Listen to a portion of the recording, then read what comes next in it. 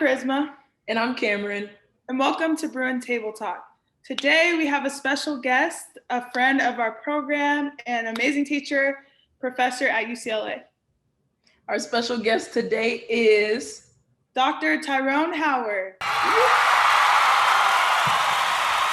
So Dr. Tyrone Howard is a professor of education in the School of Education and Information Studies. He also works alongside UCLA Athletics Kenny Donaldson and leading the efforts in equity, diversity, and inclusion. Dr. Howard has been named the Special Assistant to the Athletic Director for Equity and Social Justice. So Dr. Howard, how you doing? Doing great. How we doing, Charisma? How we doing, Cameron? Pretty good. Great to have you on. Good. Yeah. Looking forward to this. Yay. So glad. So we're going to jump right into it. So what potential inspiration or motivation from your childhood led you to working into this line of work? Great question. So I was fortunate in that I grew up in Compton, California, and I always had teachers around me. And those teachers were not just in the classroom. My mom, my dad, in their own ways, were teachers about life, about school, about how to treat people, about how to give back, about how to be the best person you could be. And then there were people in my neighborhood. I can think about neighbors who lived down the street who were also teachers. They looked out, they scolded you if you were in trouble. They kind of gave you advice if you were not going the right road. So for me, I just been fortunate to have lots of teachers who invested in me, who saw something in me at times that I did not see in myself. So I think it only became a natural progression for me ultimately to want to do the same thing for the next generation of folks coming after me, like my parents and aunts and uncles and neighborhood community members did for me. So I think it's always been about, for me, a life of service and giving back and trying to help others. I love that. Service is so important. And I think me and Cam would say the same thing, that we appreciate when you come and talk to our team and you always leave an impact when you're talking to us. So in your line of work with diversity and inclusion, what are some things that you've learned, impacted you, or were surprised by that you never thought of or experienced? Yeah, one of the things that jumps out to me is the fact that UCLA is the #1 public university in the country. And we do a lot of things great, but there's always room for growth when it comes to areas such as diversity, equity, and inclusion. So one of the things that really has been a bit surprising, maybe disappointing is a better word, is that there are always going to be people who think, why do we have to do this? I think when I think about excellence, to me, diversity is right there with it. You can't have diversity without excellence. You can't have excellence without diversity. So when people ask me, well, why do we have to have diversity, equity, inclusion, or is this necessary? That's a little bit sort of staggering to me, because we should always be trying to think about ways we can be inclusive. We should always be trying to lift up the value of diversity, and we should always be taking every step possible to be as inclusive as we can. What's been encouraging is a number of the coaches have reached out and said, I need help. I want some direction. I need some guidance, because issues come up in our world and I don't know how to handle them. I don't know what to say. I don't know what to do. So I appreciate that coaches have said they want help and have been, courageous enough to say, can you help me? But what I would wish happened was that there were more who did the same thing. Because I think that there are areas that many folks still struggle with, but yet they don't want to acknowledge that they don't know how to address issues of diversity. You look at our sports teams, you look at our student athletes, it's a diverse group of people, and you've got to be able to work across those ethnic, racial, geographical, gender differences, because that's who we are. So it's been exciting to see folks who want to get better, who want to learn, who want to grow, but we still have some room to grow in terms of getting everybody on board. Yes, 100% completely agree. And you kept talking about diversity, and diversify is one of the huge things that we started with, more than a dream. It's actually the D in the acronym DREAM. So also part of our MTAD mission statement is we talk about everyone needs to feel safe, seen, and heard. And we're just basically striving for a place to do that. So in order to live that out, we have had some team discussions, and you have come in and led our team and talked about the diversity and inclusion. So why do you think having these types of conversations and ongoing conversations are so important? Yeah, first of all, let me give you all major kudos for just the creation of More Than a Dream. I think it shows that you all are not just talking about change, but you want to be the change that we need to see. So kudos to you all. And I've talked about you all in different spaces, like you should see what the women's basketball team is doing, because they're really making it happen. So I think that's so important, and I really acknowledge and respect what you all have done. But I think what's important here is to recognize the ways in which as student athletes, you all are highly intelligent and highly gifted people who have more interest than just sports. You have opinions, you have thoughts, you live in the world around you, you see things that happen that are tied to injustice, you see things that are happening in terms of how people are being treated in less than ideal ways, and you have the right to speak up, and you have the right to use your voice, and you have the right to use your platform to say, this is not right, or this is not appropriate, or we can make a difference. I love the way in which, Cameron, you and I had the conversation about how you all could be involved in service projects with a couple of local schools. To me, that's the essence of this work. And if you come to UCLA only to look out for your own individual interests and you don't give back, then you missed out on an opportunity. So for me, this is about recognizing that, as the saying goes, you all should not just shut up and dribble. You should come here and you should be strong. You should be reflective. You should be as outspoken as you want to be. You should be as opinionated as you want to be. But I always tell young folks like yourselves, do your homework and be informed and be thoughtful and be responsible, because once you say something or once you post something, it's hard to kind of sort of, pull it back. But I just love the fact that when you've got young student athletes who recognize that they've got ideas, they've got opinions, they want to make an impact in our world. And I think UCLA has a long tradition of student athletes who have been really, really committed to social justice, and you all are part of that legacy. Yeah, I appreciate that. I think our coaches too, and just our program in general, do a great job of encouraging us to all use our voices. So I'm definitely grateful for them and allowing us to even have MTAD and be able to spread these messages.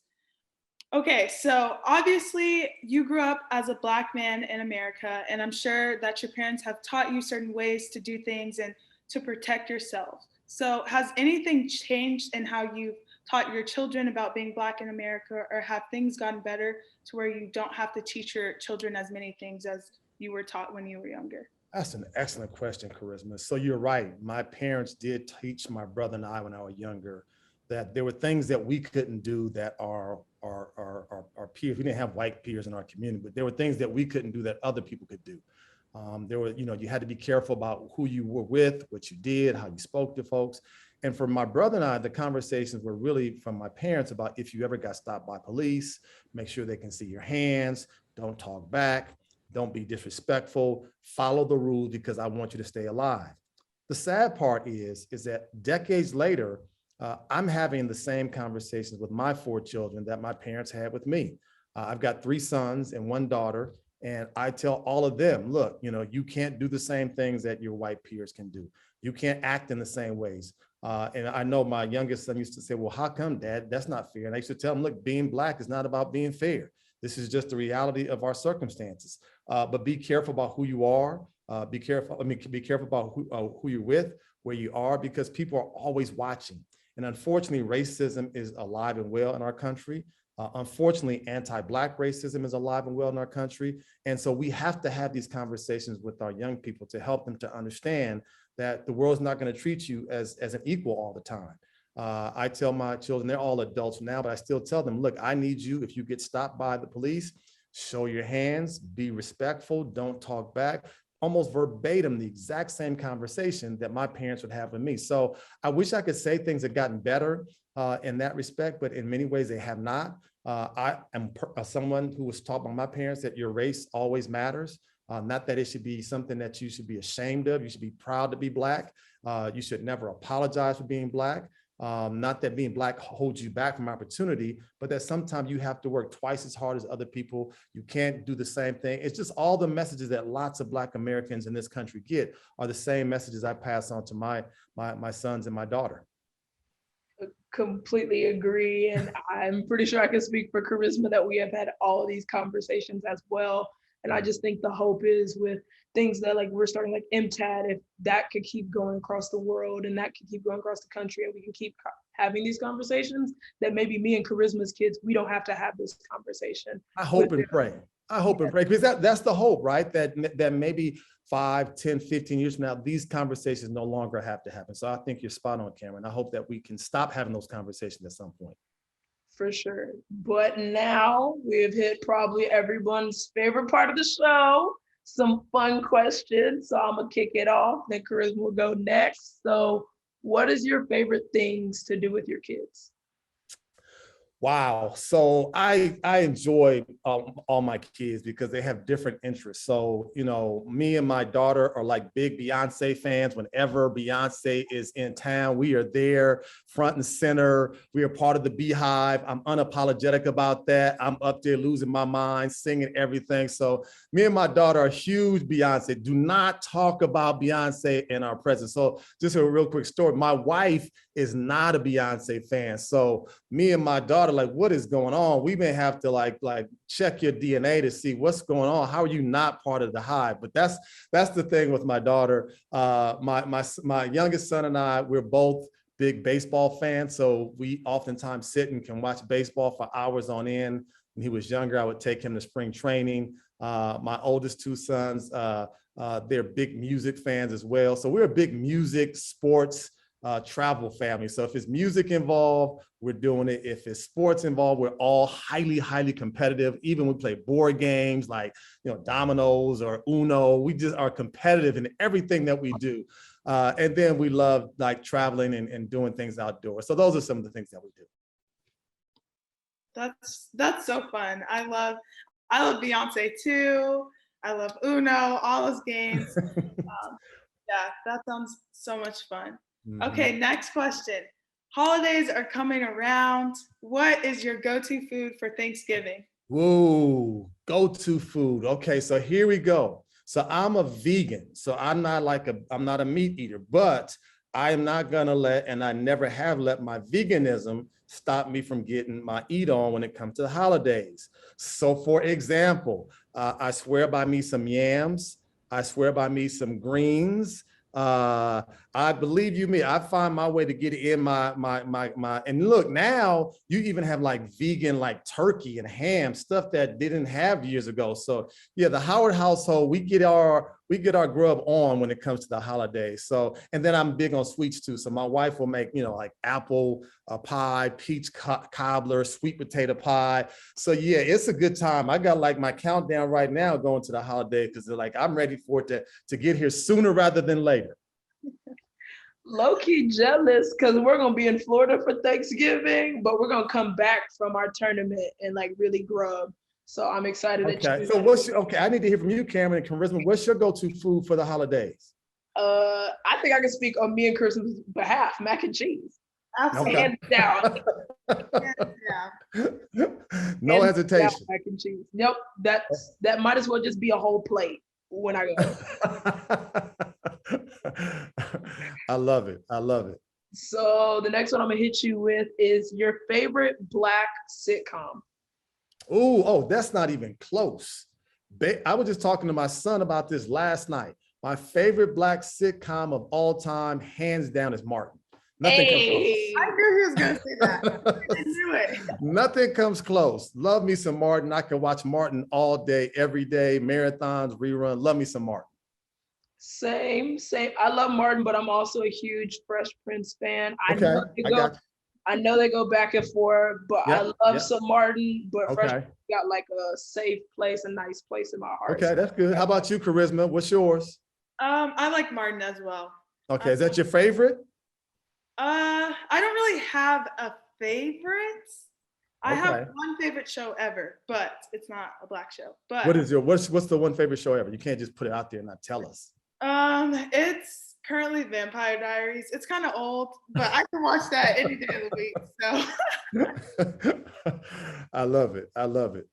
Okay, so you were talking about Beyonce, and me and Cam, we're some huge Beyonce fans. We're always rewatching her show or her movie on Netflix. So what is your favorite Beyonce song? Oh, come on. You can't put me on the spot like that. There's so many. Me, myself, and I, all the single ladies, flawless. Don't get me started. I just love Beyonce can sing, happy birthday, and it's a hit in my mind. What else? Let me see. I said put a ring on it, right? I got so many. I could name. So anything by Beyonce is a favorite of mine. What's your favorite Beyonce go-to songs? You're right. It's really hard. But the first song that popped in my head was "Dangerously in Love." I love Okay. that song. I can sing that any day of the week. Yeah. That's a go-to. Uh, Cam? I had so many run through my head. My favorite album of hers is Four. There you go. I knew you were gonna say that. Yep. Yeah, Yep. Four is my album, but Love on Top, classic. I try to hit all the notes, can never get that high, but Okay. But you try. Yeah, that's all that matters. We try, all. but There you go. Love on Top is definitely like up there for me. Okay. There you go. Perfect. So we've come to the end of our Bruin Table Talk. Thank you so much, Dr. Howard, for coming on. It was great talking to you, and I'm glad that we get to share a little bit of what you share with our team, to our followers and to our fans. So we appreciate you for coming on, and we appreciate you supporting us always. Thank you both for what you do. I'm just so proud to be a part of this, and I'm so impressed with the work that you all do. You represent yourselves well, you represent your families well, and you represent the UCLA community quite well. So thank you. Thank you, and just echoing off of Riz, just thank you for all that you've done for our program, all the talks that you have come led like with our team, and also for being on the show and just giving the side that we see all the time from you to our fans and followers. So we greatly appreciate you, and like always, go Bruins! Oh, Bruins.